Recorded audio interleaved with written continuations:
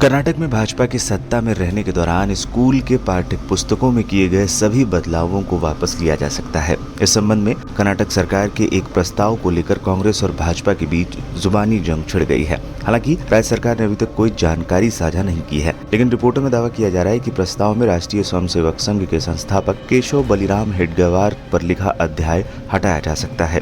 कर्नाटक के प्राथमिक और माध्यमिक शिक्षा मंत्री मधु बंगरप्पा ने बृहस्पतिवार को कहा कि विद्यार्थियों के हित में इसी साल ही स्कूली पाठ्य पुस्तकों की समीक्षा की जाएगी। उन्होंने कहा, ये मामला शीघ्र ही मंत्रिमंडल के सामने उसकी मंजूरी के लिए रखा जाएगा।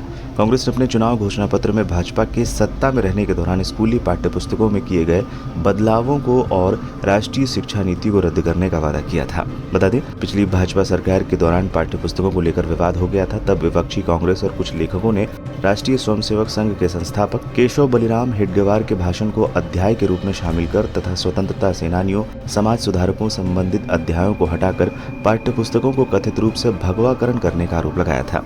मंत्री ने कहा कि पाठ के माध्यम से बच्चों के दिमाग को प्रदूषित करने के कार्य को क्षमा नहीं किया जा सकता। सीएम सिद्धरामैया ने हाल ही में कहा था, जैसा कि शैक्षणिक वर्ष शुरू हो गया है, हम चर्चा करेंगे और कार्रवाई करेंगे ताकि बच्चों की शिक्षा बाधित न हो।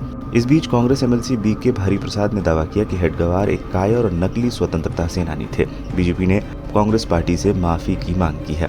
इसके अलावा बंगरप्पा ने यह भी कहा कि मुख्यमंत्री व्यक्तिगत रूप से इसमें दिलचस्पी ले रहे हैं। हमारे चुनावी घोषणा पत्र, जिसका मैं अध्यक्ष था, में इस बात का स्पष्ट रूप से उल्लेख भी है कि हम विद्यार्थियों के हित में पाठ्य पुस्तकों की समीक्षा करेंगे। जिस तरह हम गारंटियों को लागू कर रहे हैं, उसी तरह अपने विभाग में हम उसे पूरा करेंगे, जिसका हमने वादा किया था।